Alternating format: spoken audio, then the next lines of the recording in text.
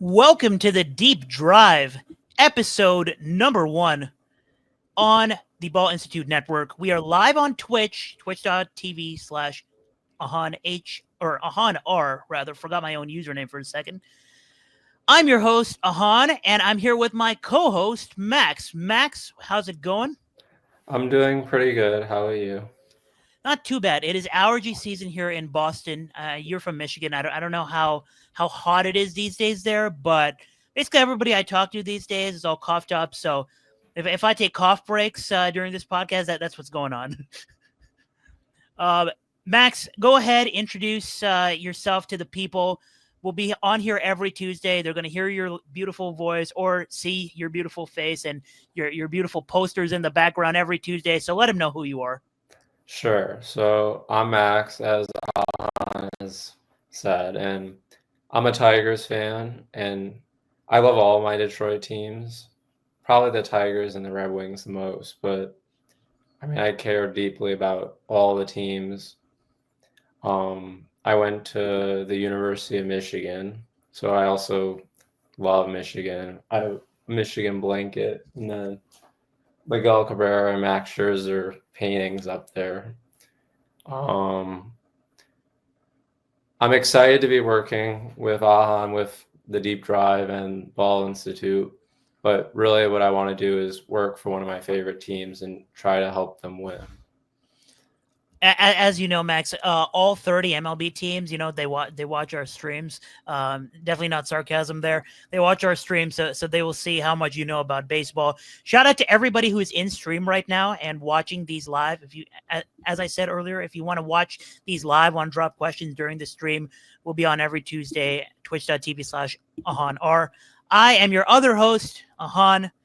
Most of you are probably here on Twitch because you know who I am. I tweet a lot at Ahan Rungta, and many of my tweets are about the Red Sox. Some are about the Nationals. We have content at Ball Institute for many sports, but baseball is probably my second love if you're talking about chronological order of my life, right? So, and it's currently the All-Star break, so we're filming this on the day of the All-Star game. It's the perfect time to talk about the second half of the season. Max's Tigers are contenders, and my Red Sox, people are split about whether they're contenders or not, but we'll talk more about both of our teams, and I think that's a good starting point for today. The Tigers might be the best team in baseball. They just might be. So Max, how do you feel about the first half of the 2025 season for them so far? Well, it's hard to believe. I'm still always so used to like the Detroit teams. Now they're in a better place, but for like 4 or 5 years, it was just like the teams would alternate seasons and it would just be losing and losing and losing. And every year I had to add a number to the playoff droughts. So I'm always ready for the Tigers to start losing, but I could not ask for a better first half. I mean, the Tigers have the best record in baseball, even though they lost 4 in a row to end the first half. I mean, the Tigers are 21 games above 500. They've won over 60% of their games. They've outscored their opponents by almost 90 runs, third best run differential. I mean, it's hard to believe, but I'm very happy. Shout out to Chili. He's an OG of the Ball Institute Discord, which is only a few days old, but Chili's been there since day one. He's a Royals fan. He says Royals are about to take the division in the second half of the season. I highly doubt that. Max, about the Tigers, who has been, I guess, the most pleasant surprise to you? I mean, for me personally, like seeing Javi Baez starting in the All-Star game, is just something else. I've had a roller coaster of emotions for Javi Baez his whole career. There was a time where people were calling him like one of the best shortstops in baseball, and I was always a Xander Bogaerts guy. And I used to think he was overrated, and now you just got to be happy for him that he's playing not just well in the batter's box, but also being useful in the outfield and whatnot. So, but who has been your most pleasant surprise, and maybe anything that you want to see better from the Tigers going forward in the second half? Sure. I mean, I am surprised by Baez being a valuable player. He's he's never been my type of player. I don't like players that never walk, that I mean, he no longer hits the ball so well, but I mean, he's produced, but I mean, if anyone ever asked me, like, I still think Javi Baez is a bad hitter. Like, I don't know why. Like, I know he's been a little bit less aggressive this year, but I don't like. I can't explain why he's hit at an above average level. Like, other than maybe he's been lucky. But one player that I think can continue to contribute at a fairly high level is Zach McKinstry, who he actually is tied with Riley Green for the most valuable position player on the Tigers. He's been a 3-win player. He's hit really well, even though he's not the most powerful hitter. He has 133 weighted runs created plus. He's one of the best base runners in the league, and he also can play. This year he's played third base, right field, left field, shortstop, second base, first base. So he's been very valuable for the Tigers. Yeah, I remember Jason Benetti talking on the broadcast the other day about how Zach McKinstry needs to make the All-Star game, like, and they need to specifically like have a utility position. Since we have Gold Gloves for that now, we should have utility position All-Star games. I mean, I semi agree with Jason Benetti there. I in the sense of I don't agree in that there will be a year where Kike Hernandez is the only like eligible player for that position, and then he's an all-star. But that's a conversation for another day. The trade deadline is going to happen at some point in the near future. The Tigers are definitely a contender as they stand right now, and you can never predict how the playoff bracket is going to play out, even when we get there. But what do you want to see from the Tigers at the trade deadline to give themselves the best shot at winning the World Series this year? I think the big thing, I mean, I would like the team. I always want the Tigers to look to get better, and I think the bullpen, like the Tigers' bullpen, is really bad. They don't even strike out, even though they're only going to face a few batters. As a whole, the relief group hasn't even struck out 20%, which is really low. That would be low for a starter. The other thing that's nice about relievers is usually it's not as difficult to trade for them in terms of what you have to give up. But the truth is, like we've seen it with the Dodgers. I know they won the World Series, but like there was a few years in a row where they had really good teams and they didn't. It's really hard. Like the Tigers may very well finish with the best record, but usually in baseball, like the best team, maybe they have a 1-in-4 chance of winning the World Series. So I don't think the Tigers should give up a ton of prospects to try to make their team as great as they can, because even then they still wouldn't have a good chance of winning it. But I think trading for some relievers, I mean, it wouldn't be hard for the Tigers to improve their bullpen because the Tigers may only have one good reliever, Will Vest. So yeah, and there's going to be some relievers on the market. I mean, I'll touch a little bit in the next segment on how weird sort of this trade deadline market is right now. I mean, it's super early. Like you can never tell like who actually is on the table. Like there was a year Kyle Schwarber got traded, and that was kind of, or Kyle Schwarber got traded to Boston, and that was sort of out of the blue. And he just got traded for one prospect. And you're like, oh yeah, I mean, he's injured right now. He's a rental. Why didn't we think of that? And then he was so useful for the Red Sox in 2021. But I mean, right now, some relievers that come to mind, like Joan Duran, it's going to be interesting to see if we see many division trades, but a more realistic, maybe a Felix Bautista for the Orioles. That's someone who you can target. Pete Fairbanks. People always have mixed emotions on him for some obvious reasons.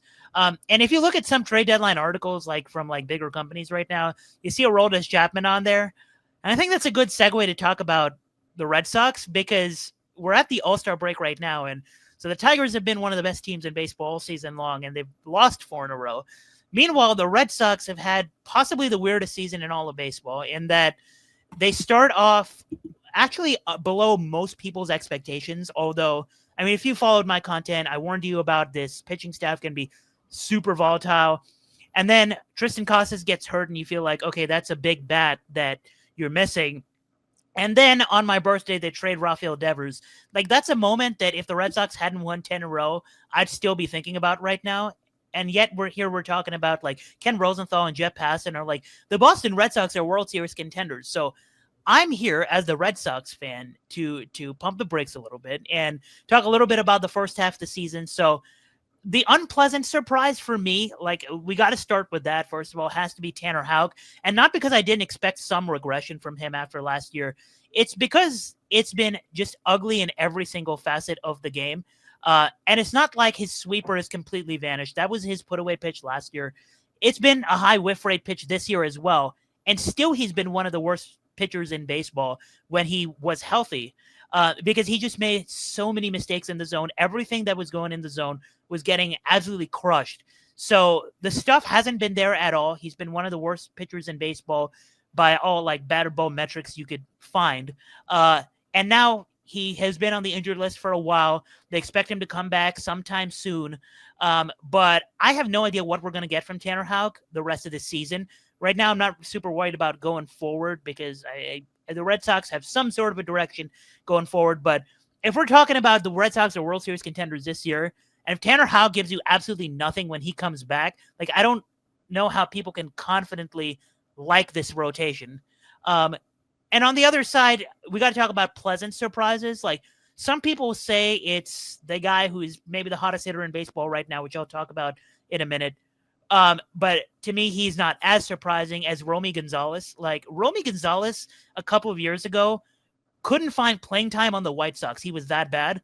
And now he has north of a 200 WRC plus against left-handed pitching. And he's been okay. I think he has like an 81 WRC plus against right-handed pitching, but lately he's been better.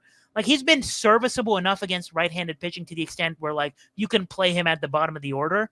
And he's been one of the best hitters in baseball against left-handed pitching. And I think some of it, he will definitely cool off. But it's a complete surprise to me that Romy Gonzalez has been this good of a player overall.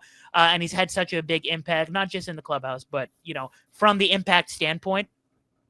So what do I feel about Boston going forward? I mean, so they've won 10 straight games. In July, they ranked top 5 in WRC plus as an offense, top 5 in ERA as a rotation, and top 5 in ERA as a bullpen. And I'm here to say this is just not sustainable, right? So they're number 2 in WRC plus as an offense, number 1 in ERA as a rotation, number 5 in ERA as a bullpen in July.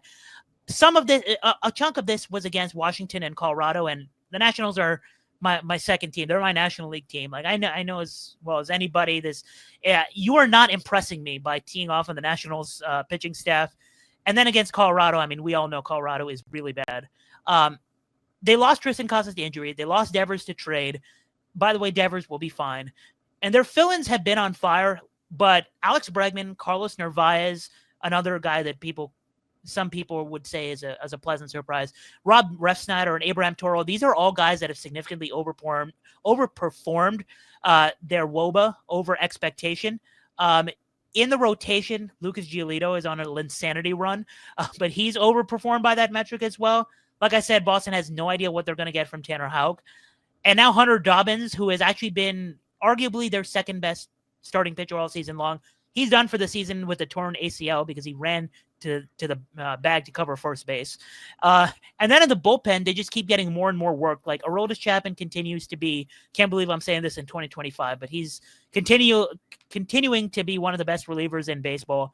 But Brennan Bernardino, he gets worked like basically every other day. Garrett Whitlock, I have no idea what to expect of him. He's been through some injuries as well. Greg Weissert had a nice little run for a month or two, but they're all regression candidates and fatigue candidates. And those are two separate topics. Regression is metrics and fatigue is just they're getting worked like every single day. The rotation has been awesome the last couple of weeks, which is why the bullpen's gotten a little bit of rest. But here's the thing, like the front office said they're going to look to be passive buyers at the deadline, so to speak. Chris Cotillo, my boy, he's a reporter for the Red Sox. He said that the Red Sox are looking to add in the pitching departments and the first base department. And again, like the buyer's market is so interesting if you're not looking for an outfielder, because I think the outfield market is great this year. But the targets at first base, who really is it right now? It's Josh Naylor. It's Ryan O'Hearn. And if the Red Sox don't add like one of those bats, like how could they possibly go into the playoffs with Abraham Toro and Romy Gonzalez as the platoon at first base and be like, we're World Series contenders? So to me, like, they have a 1-game cushion in a playoff spot right now, but I dropped in the Discord at the All-Star break one futures bet, and it was the Red Sox to miss the playoffs. And Max was heartbroken that I was betting against my own team. But I think this is a good value bet right now. You can get it at plus money right now because they have a 1 cushion or 1-game cushion in this playoff spot. And if you care about strength of schedule, there was a graphic posted by at TJ Stats on Twitter, great account by the way, where he posted that Boston had the toughest strength of schedule rest of season. Now, I'm not putting too much stock into strength of schedule. That can change over time. But it's worth noting, like, the softest part of their schedule, aka Nationals, Rockies, etc., the big homestands where they get a lot of rest, that stuff's out of the way. So I think the Red Sox are more likely to miss the playoffs than even make it to the second round of the playoffs. I don't trust this rotation. The offense with no Casas and Devers out of here, like at the bottom, like I don't see how you can trust them. They rank number 1 in baseball in BABIP this season. Like that, a lot of that is just like they put the ball in play a lot, but at the same time, like it's not sustainable. So I yapped a lot, but all I'm here to tell you is that the Red Sox are not World Series contenders this year, and I'm putting my foot down on that stance. I just have one question because I know you're a Red Sox fan. Like, Yeah. now that you placed your future on them to not make to miss the playoffs, like, what are you when you watch the games? Like, are you rooting for them to lose? So I mean, here's the thing. Like, we have an MLB bets channel in our Discord, right?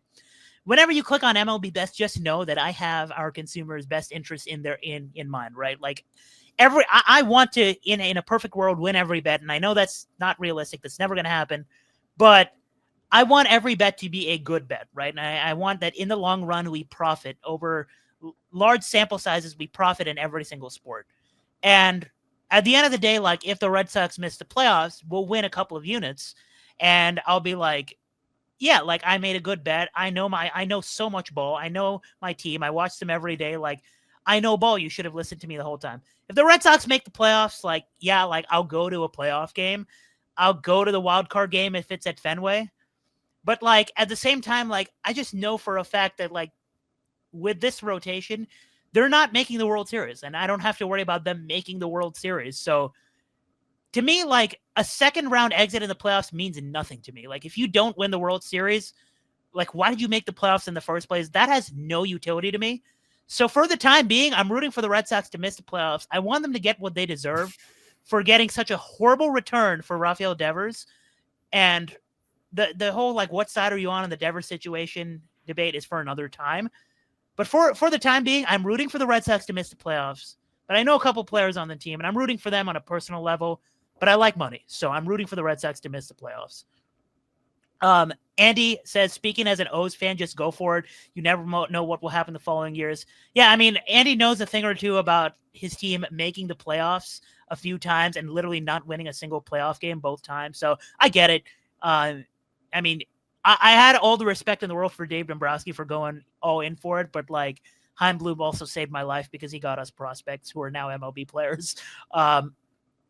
Chili says Kevin McGonigal and Max Clark are going to be studs. I don't know if you had any thoughts on that, Max. I mean, I know they're both top prospects, and Kevin McGonigal, I know especially like his metrics, like he doesn't strike out, he walks a lot, he hits the ball well. So, I mean,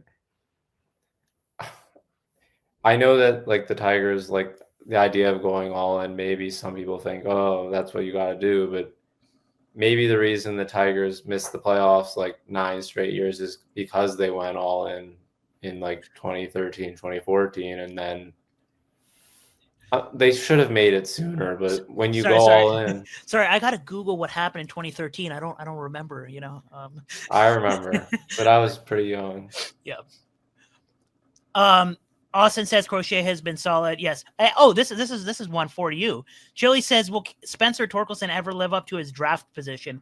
I'm gonna let you answer that, and I'm gonna keep it as open ended as the question is.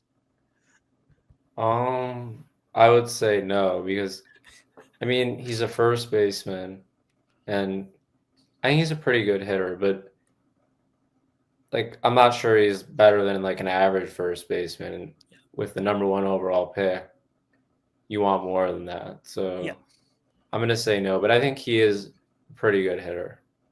Yeah. I mean, Spencer Torkelson this year, 127 WRC plus, but if you extrapolate from only the games I bet on him, he's like a 200 WRC plus. So in my eyes, he's a stud. But yes, I probably agree with you in the long run that this is a good player, but maybe not a number one overall. Like he's not going to have a Carlos Correa career path, right? We know this. So yeah, I mean, just to finish up on this Red Sox topic, I can't go a full episode just not mentioning Cedon Rafaela. And I think like this is for anybody who's followed my Twitter content. This is the first podcast we're doing for MLB, but anyone who's followed my Twitter content knows that I've been a believer in Cedon Rafaela throughout his struggles over the last couple of years. And I think this is Cedon Rafaela is the perfect candidate to pitch to anybody who thinks like quote unquote analytics is stupid or like don't tell players to like be new school and hit the ball in the air. So for those who don't know the story, Cedon Rafaela struggling for the beginning of the season. I mean, he was arguably one of the worst hitters in baseball. The defense was there, and Cora would put him out there every day, and he'd make a great play on defense, and then you'd be like, okay, that makes up for the fact that he's going to go 0 for 4 with 3 Ks. He's going to swing at every pitch in the dirt. On May 25th, Cedon Rafaela had a meeting with the hitting coaches for the Red Sox, and the short of the long, the headliner from that meeting was they told him put the ball in the air because you're doing everything right. You have the talent. You're making contact in the zone, but now put it in the air. And throughout the season, his play discipline was slightly improving, ever so slightly, but it didn't really matter because whatever he was making contact with, it was hard, but straight to an infielder, right on the ground, whatever it was, right? And they told him, put the ball in the air. On May 26th, he gets a rest day. And on May 27th, he gets a hit. And since that day, in 157 plate appearances, he has 176 WRC plus, 49.2% hard hit rate. He increased his fly ball rate by 5%. And he has 12 home runs in that span. He's arguably been the best outfielder in the American League. That's including Aaron Judge in that span if you consider the defense as well. The defense has always been there. If you look at expected WOBACon, which is batting expected weighted on base average on balls that he makes contact on, aka XWOBACon, that stuff in the zone. So if you look at his charts on Baseball Savant, those were always there. He was everything, basically every zone, inside or middle of the plate or inside, was red hot throughout the season, even through his struggles. But now he started putting the ball in the air, and the chase rate is improved ever so slightly. So Cedon is here. He's for real. He should have been an all-star this year over Julio and Randy, and he's going to be an all-star next year. This is not a fluke, and he's arrived. So that's the last I'll say about the Red Sox. I don't know if, Max, you had any thoughts as an observer, how you feel about the Red Sox going forward. Well, I think a lot depends on what they do at the deadline because, like, I mean, if they were to trade Chapman, who, like you said, he might actually be the best reliever in baseball, like, then their chances go down of making the playoffs and doing damage. But I mean, I think the offense is actually good, but I agree that the starting pitching is not strong. Yeah. I mean, Garrett Crochet is amazing, but like, I don't know if like the rotation's like deep enough for them to. I don't know if they're going to make the playoffs. I mean, yeah. I know their odds are like close to 50-50, so that seems reasonable in my opinion, but. Yeah, and I mean, like, I entered this season thinking, like, on the trade aspect, right? My goal entering the season, I was like, we might not make the playoffs. Entering the season, it was all about, like, I knew Bregman was going to be good in Boston, right? And I thought that Devers, he at the time, maybe he needed shoulder surgery or whatnot. Like, he started the season like terribly, and I was just like, Devers will be fine, but like he's not healthy yet and whatnot. Then Devers started hitting. I was like, okay, maybe this. I was wrong about this team. This team is actually like good. Then the pitching struggled.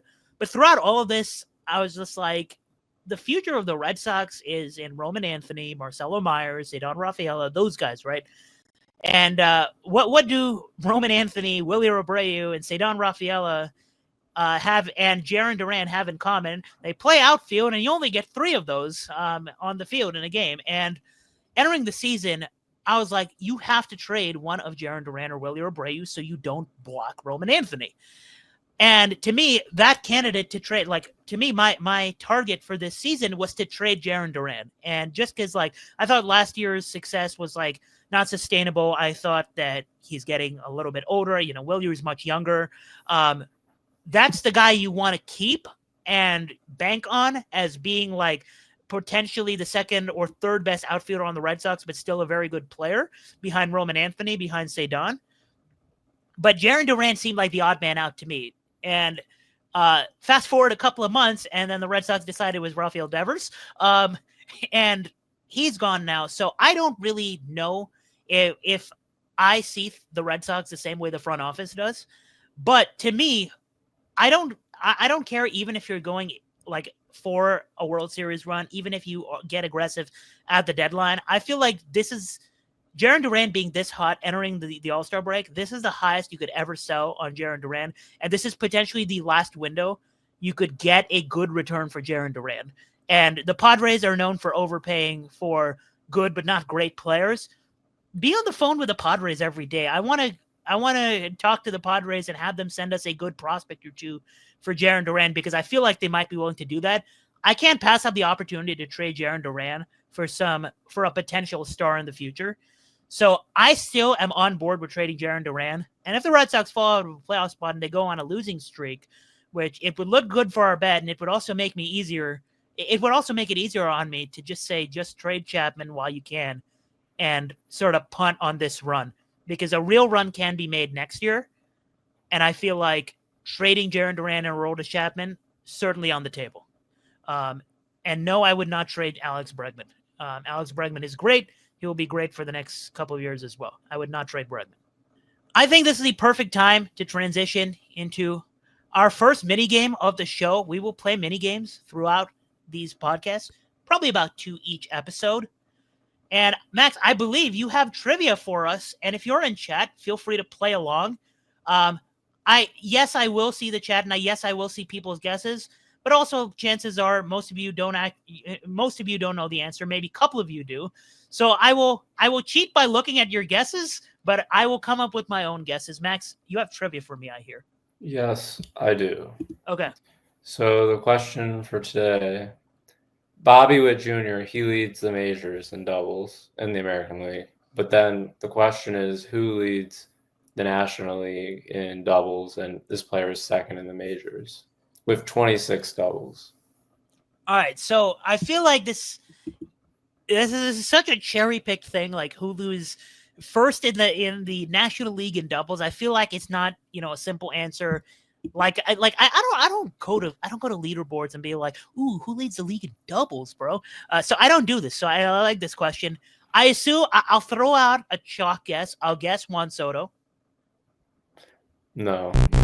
Okay. So he probably walks too much and has too many home runs. Yeah. By the way, Juan Soto is not an all-star. Andy, when you edit this, insert the meme where it says "Let that sink in," and it's a sink walking in the door. Juan Soto was not an all-star. All right. We got guesses from Andy. Machado or Suzuki?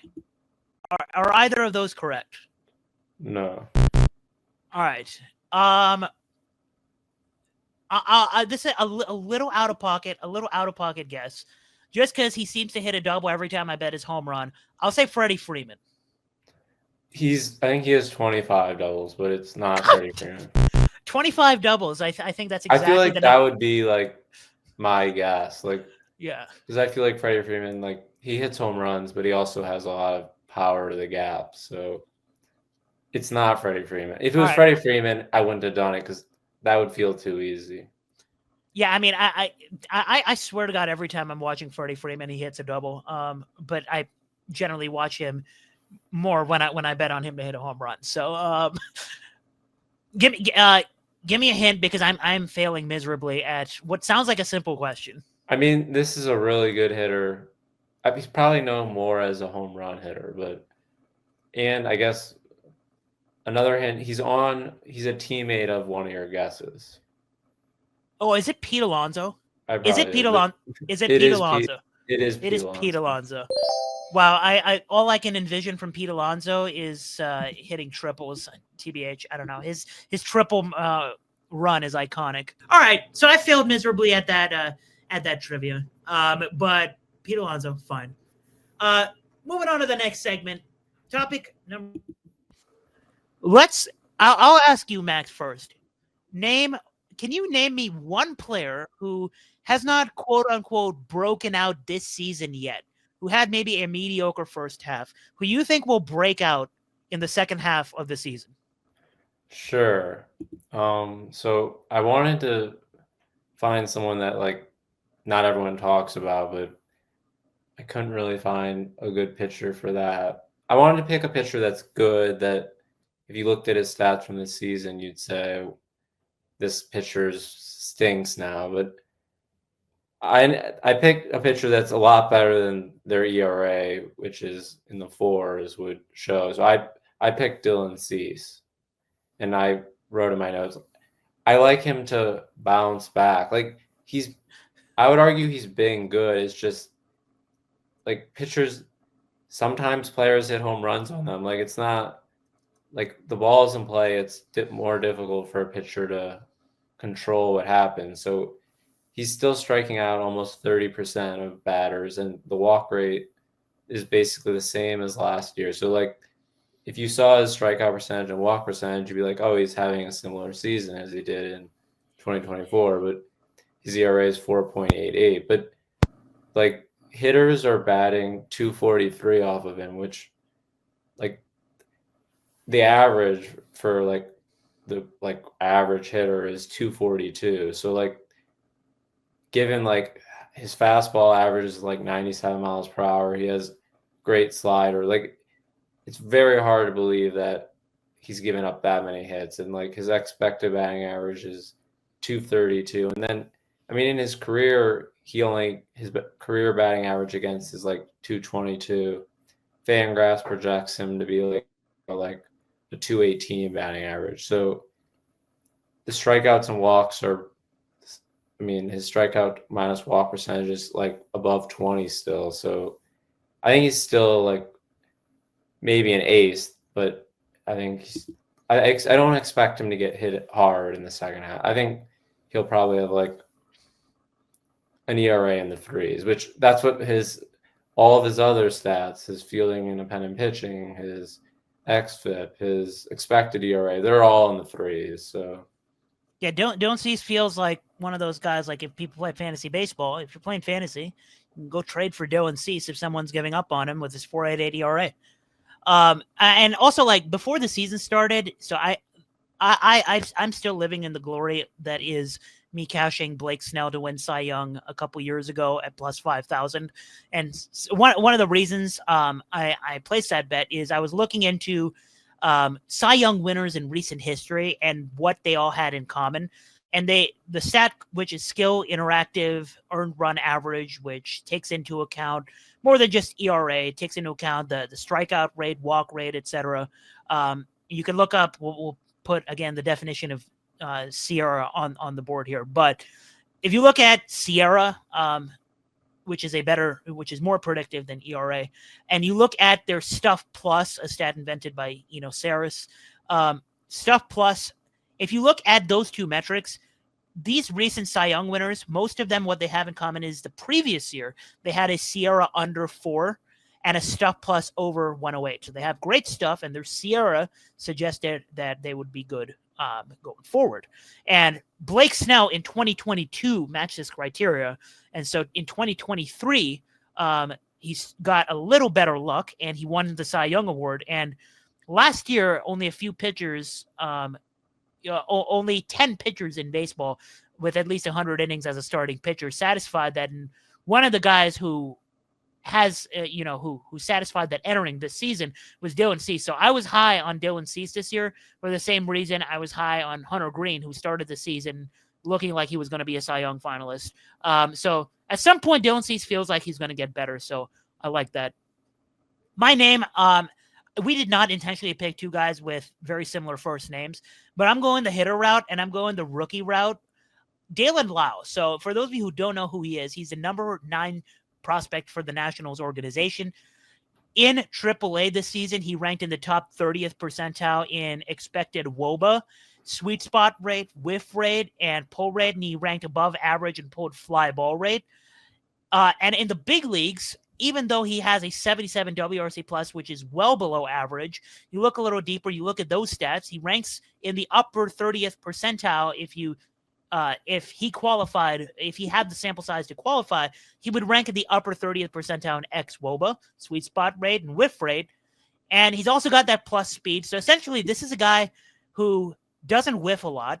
He makes good contact, and he hits a lot of line drives, and he gets the ball in the air just enough with good enough batted ball event metrics to look like he could be a doubles machine going forward. And if you look at just his overall numbers and just his performance, it looks like he's a terrible, terrible hitter.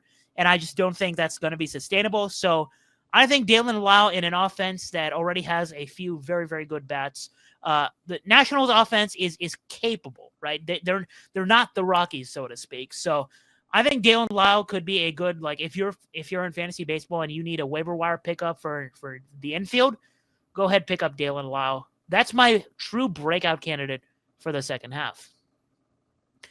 We are moving on to our second mini game of the podcast before we enter our last segment. And this one, I'm going a different route, and I have a challenge for you, Max. Can you name an MLB player in each of the following 5 categories, but not name the same player as me, and each level will be more daunting than the previous one? I'll give you fewer and fewer options. And chat, play along as well. And I want to see how many people I can eliminate by naming these players. It'll be very simple. So for level 1, name a starting pitcher in the National League, and everything is 2025 edition. So you have to name a starting pitcher who is pitched in the National League this season. You have about 100 options. Trying to think. Okay, Landon Roop. Landon Raup, you have survived level 1 because I had Michael Soroka. Level 2, if you are still with us, if you did not name Michael Soroka in level 1, you are allowed to play level 2. For level 2, name an all-star who's playing for the American League tonight in tonight's 2025 All-Star game. You have about 60 options here. Or you have about 30. I can't divide. You have about 30 options here. I'll name. Did you say it has to be a hitter or a pitcher, or it could just be any all-star for the American League tonight? Okay, I'll name Casey Mize. You are dangerously close. I almost got your ass because I had Javi Baez. I never would have put Baez. I don't like Baez. Yeah, you forgot this man was an all-star. All right, level 3. Now you're down to exactly 30 options. Name a current MLB manager. Okay. I'll name Mark Kotze. You named Mark Kotze. You are safe as well, but you are in the same division. I had Joe Espada of the Astros. No. All right, you have reached level 4. Now we up the ante. So if anybody is out on the first 3 levels, you're not allowed to play level 4. Level 4, now we get super spicy. Name a pitcher with at least 20 saves this season, and you have only 8 options. Okay.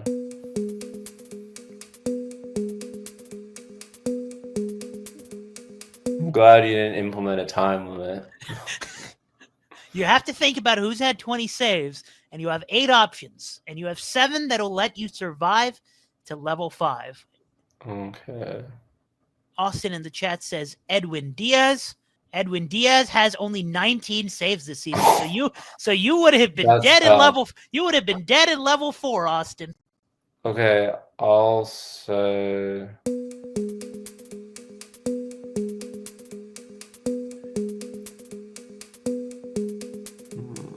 I thought this man froze.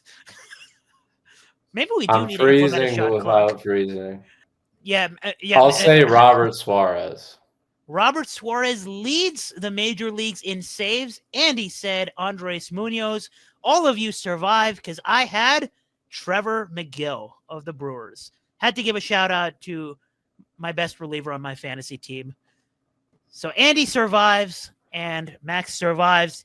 And now we're at level 5. And for this one, you only have 5 options, and 4 will make you win the game. Level 5, name a hitter with at least 30 home runs this season.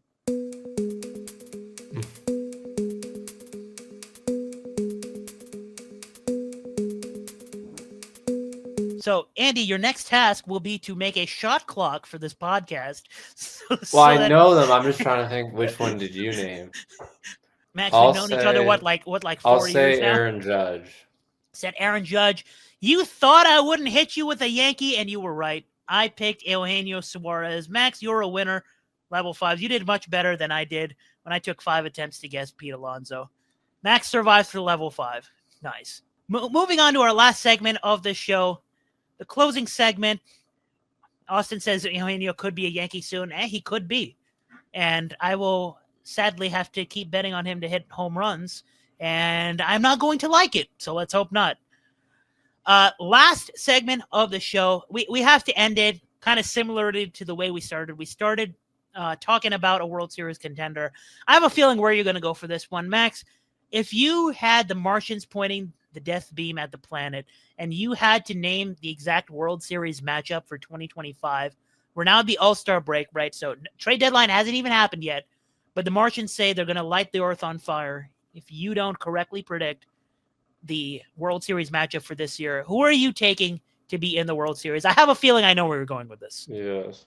I'm going with the matchup that the first game I watched this season was Tigers-Dodgers, and that's my prediction for the World Series. And I mean, that's not a bold prediction. That's actually, the Dodgers are by far like the favorite to win the World Series, but the Tigers are the second favorite. So, and I'm also happy to pick the Tigers. So. Yeah. You don't want to fade the Tigers, like be on the dark side, fade your own team. No, doesn't sound appealing to you. All right, I tried. Well, I'm gonna do something boring and something not so boring. So on the boring part, I also think the Tigers are going to win the pennant, and this will be great content for when they get eliminated in the first round, and we're both wrong. But to me, that the American League is like, if you did tiers for the American League right now, the Tigers are in a tier of their own. And then like the Yankees and the other division leaders or whatnot, or the division leaders plus the Yankees, like they all are in like a cluster nonsense of tier 2 to me. The Tigers, they rank top 10 in WRC plus as an offense. They rank top 10 in fly ball rate as an offense. And I think this is super important because in the playoffs, it's the teams that they're trying to hit the best pitching in the world. You more likely than not, the teams that go far, the teams that sometimes surprise you and sneak in to the World Series as a wild card team, these are the teams that put the ball in the air and hit a lot of home runs and get hot at the right time as a lineup hitting home runs.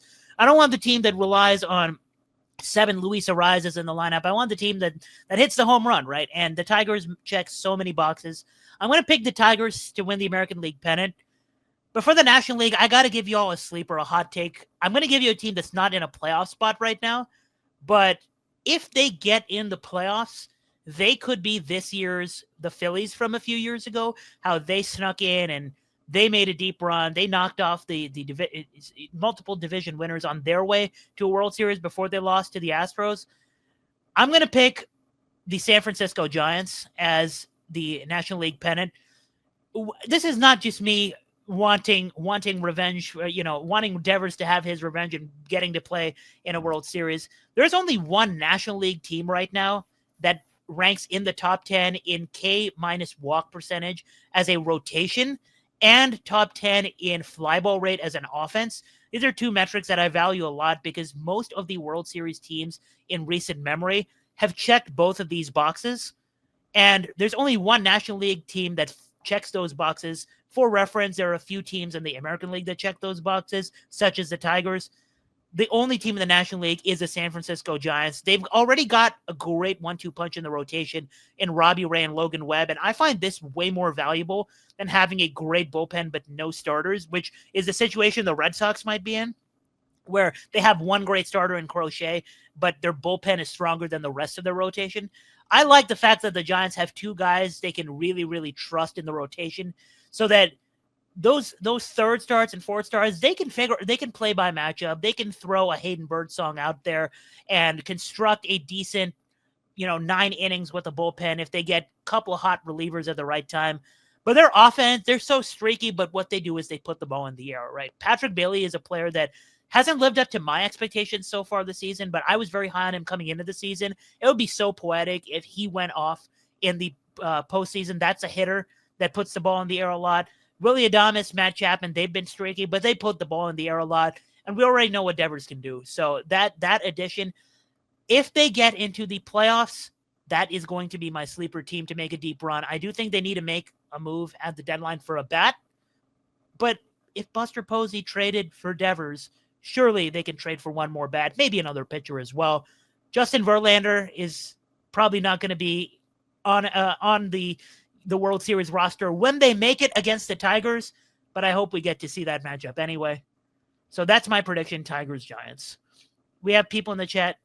Andy says Cubs versus Astros, unfortunately. I could see both of those happen. I got to admit, I didn't think the Astros would be as good as they are without Jordan, and with a rotation that honestly I didn't think would be very good outside of Hunter Brown and Framber Valdez. But they also have a nice little 1-2 there with Brown and Valdez. So I could see that for sure.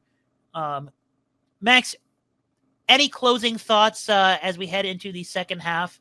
Are you going to watch the All-Star game, or are you going to be like me and only watch the at-bats on hitters you have small sprinkles on? I'm not betting on the All-Star game, but I might have there really aren't it's not like there's much sports going on anyway, so I'll probably have it on, but the outcome, I mean, actually it's crazy that there's 6 Tigers in the game, so I'll have it on, but I'm not that interested. I will be betting on the All-Star game just a little bit, just because I am degenerate, and this is not gambling advice. Do not go throw a bunch of money at the All-Star game. But if you do want our betting picks, and if you want Max's baseball articles, he's going to be writing for us a lot, go to our Discord. I've dropped that link in the Twitch chat, and I'm going to drop it in the description of this podcast as well. Head over to our Discord, which is free for the remainder of July. But until then, we will see you on the next episode of The Deep Drive every Tuesday at 4 p.m. Eastern Time on Twitch. We'll see you then.